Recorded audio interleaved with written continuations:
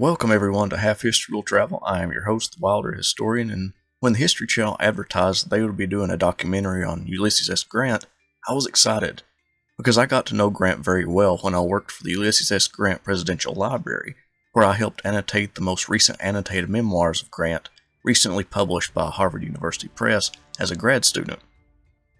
Working within the library, I read numerous books about the man and got to comb through his personal letters.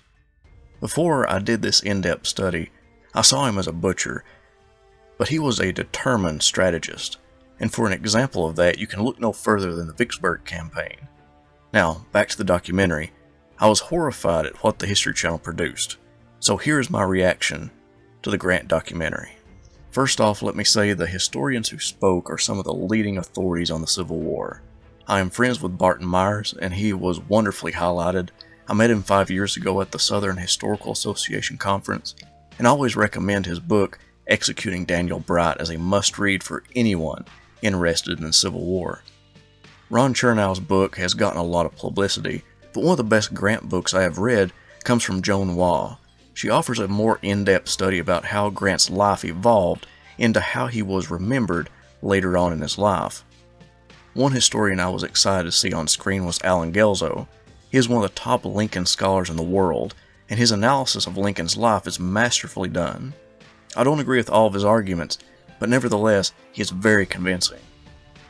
I met Timothy B. Smith while at the Presidential Library, and he has quickly become one of the top military historians on the Civil War period. Check out his first book on Shiloh and you will not regret it. I honestly did not have a problem with the historians, it was the reenactments that disappointed me. I've never seen a documentary that went for 6 hours with commercials that said so little. They showed one of Grant's actions during the Mexican-American War. That would have been a perfect chance to demonstrate the strenuous effort that Grant put into being quartermaster.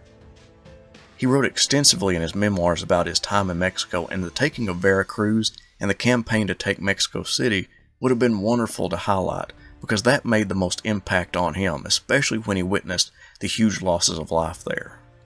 In this scene, Grant is moving through Paducah, Kentucky, but the flags shown here were not in existence at the time.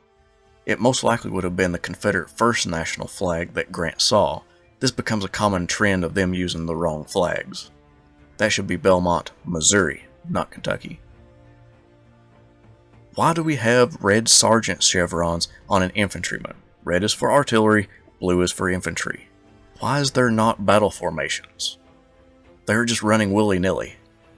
At this point, I could point out a lot of mistakes with uniforms, but suffice it to say, look at the original images and you can tell these men are not actually reenactors. They are actors given some horribly made uniforms, especially the kepis. Oh my gosh, the kepis are hideous and so wrong.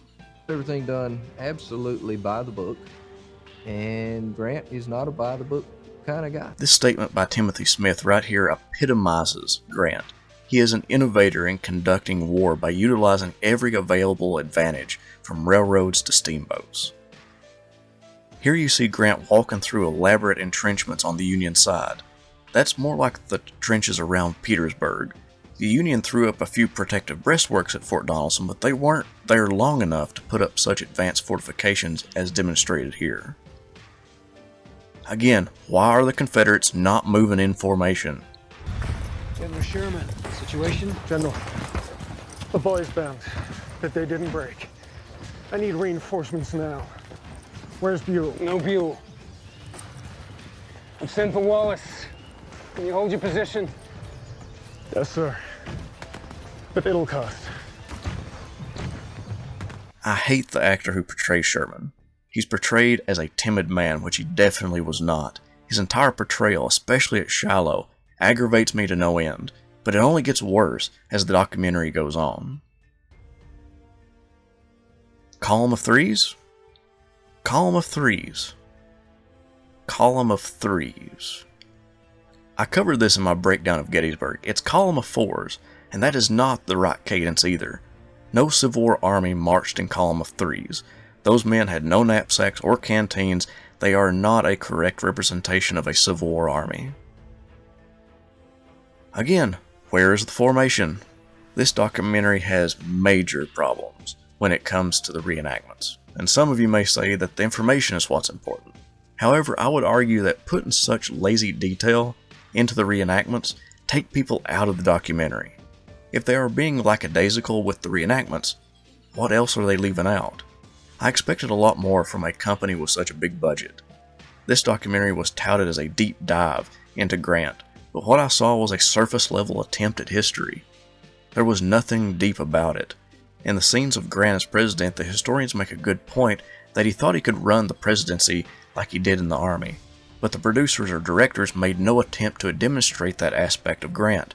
A good example would have been the Santo Domingo affair, when he basically sent an aide to annex the country and did not go through the proper channels. Again, this was surface level history with no depth. It's good information if you are not familiar with Grant or the Civil War, but it cannot be considered a deep dive. The man who portrayed Grant did alright.